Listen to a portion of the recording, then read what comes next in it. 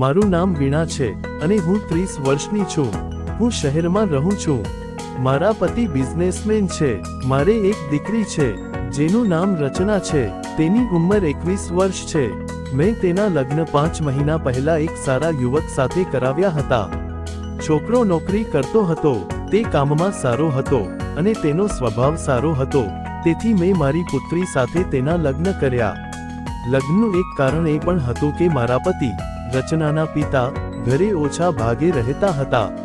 તે મોટા ભાગે ધંધા માટે બહાર જ રહેતા હતા। ઘરમાં માત્ર અમે માતા અને પુત્રી એકલા જ રહેતા હતા। હું સરકારી શાળામાં શિક્ષક છું અને મારી પુત્રી પણ બેંકમાં નોકરી કરે છે। મારે મારી દીકરી માટે એવો છોકરો જોઈએ છે જે મારી દીકરી સાથે મારા ઘરે રહે। જમાઈ તરીકે, કારણ કે મારી એક જ દીકરી હતી અને હું નહોતી ઈચ્છતી કે તે સાસરે જઈને રહે। જ્યારે હું મારી દીકરી માટે સંબંધ શોધી રહી હતી ત્યારે કોઈએ મને કહ્યું કે મારી નજરમાં એક છોકરો છે જે ખૂબ સારી કમાણી કરે છે અને તેની પાસે સારી નોકરી પણ છે। તે ખૂબ જ સારો લાગે છે અને એકલો જ રહે છે। તે છોકરાનું કોઈ ન હતું, તેથી મને તે ગમ્યો। આનાથી સારું બીજું કંઈ ન હોઈ શકે, જેનો પરિવાર પણ ન હોય। તે મારી પુત્રી સાથે અમારા ઘરે આરામથી રહી શકે છે।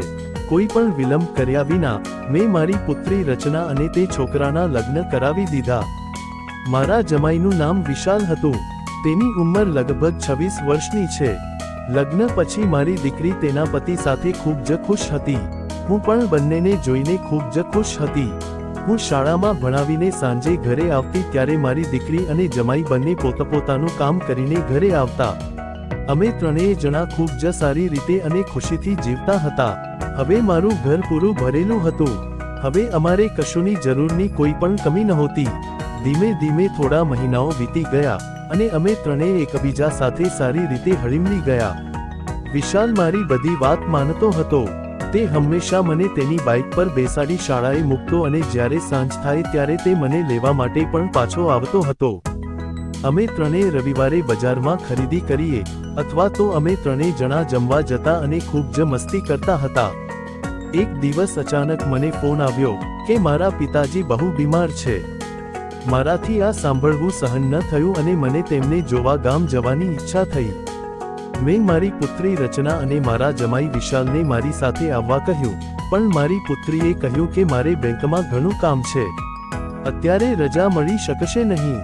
તમે વિશાલને તમારી સાથે લઈ જઈ શકો છો કારણ કે તેને રજા મળી શકે છે।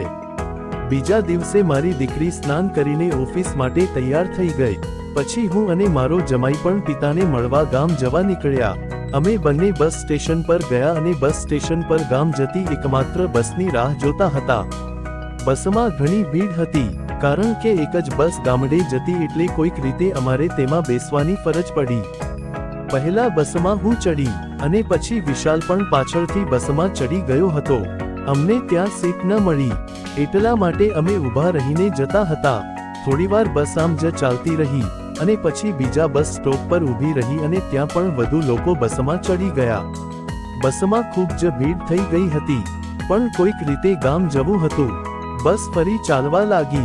10 મિનિટ પછી મને લાગ્યું કે કોઈ મારી પાછળ મને ધકેલે છે। મેં પાછળ જોયું તો વિશાલ હતો। ઘણી મુશ્કેલીઓનો સામનો કર્યા બાદ અમે અમારા ગામ પહોંચ્યા। ત્યાં પહોંચ્યા પછી હું મારા પિતા અને મારા ભાઈ અને ભાભીને મળી। લાંબા સમય સુધી એકબીજા સાથે વાતો કરી। બીજી સવારે હું પાછી મારા ઘરે જવા નીકળી હતી। જાન્યુઆરી મહિનો હતો અને ઠંડી ખૂબ વધી ગઈ હતી। હું અને વિશાલ બંને ફરી બસમાં ભીડનો સામનો કરીને ઘરે પહોંચ્યા। જાન્યુઆરીમાં કડકડતી ઠંડી હતી જેના કારણે આ મહિનાના અંત સુધી શાળામાં રજા હતી। મારી પુત્રી હંમેશા કામ પર જતી હતી કારણ કે તે બેંકમાં કામ પર જતી। તે દરરોજ કામ પર જતી હતી એટલે માત્ર હું અને વિશાલ ઘરે રહેતા હતા।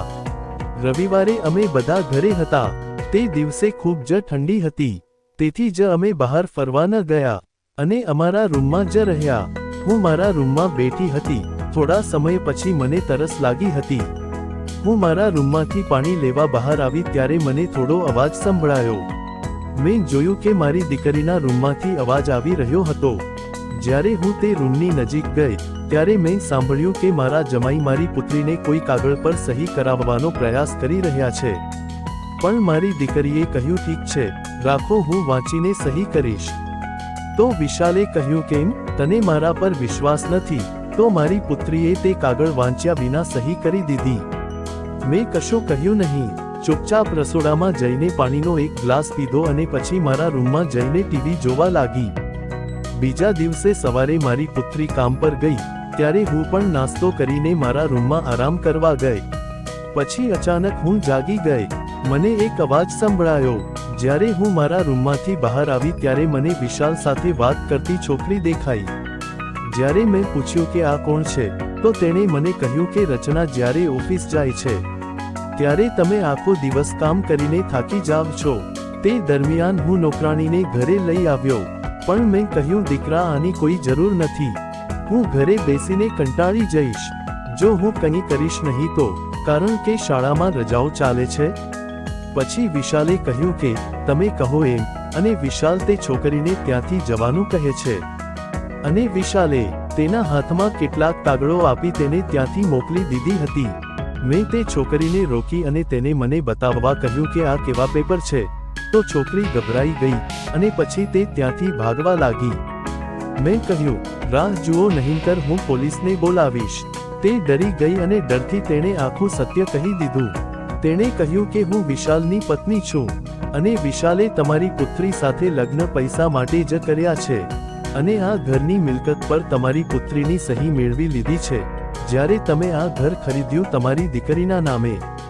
ત્યારથી લઈને આજ સુધી વિશાલ તેની પાછળ હતો, કારણ કે જેથી તે ગમે તે રીતે પ્રોપર્ટી પોતાના નામે કરાવી લે. ત્યારે મેં કહ્યું, સારું, તો તું આટલા દિવસ ક્યાં હતી અને તે તેનો કેમ સાથ આપ્યો?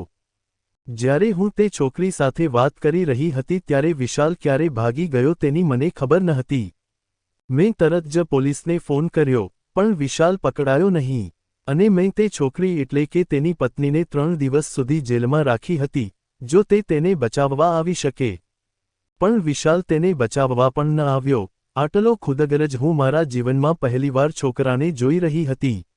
ત્યારે મારી દીકરીએ કહ્યું કે માં, આમાં આ છોકરીનો વાંક નથી, અને જેનો વાંક છે, ખબર નથી કે તે ક્યાં ભાગી ગયો છે. તો પછી અમે આ છોકરીને શા માટે સજા આપી રહ્યા છીએ? મેં પણ વિચાર્યું કે હા, મારી દીકરી સાચી વાત કહી રહી છે. પછી અમે તે છોકરીને જેલમાંથી છોડાવી હતી. મિત્રો, આ નાની વાર્તામાંથી આપણે શીખીએ છીએ કે તમારે કોઈને જાણ્યા વિના તેના પર વિશ્વાસ ન કરવો જોઈએ. આવી જ અવનવી સ્ટોરી સાંભળવા માટે ધન્યવાદ મિત્રો.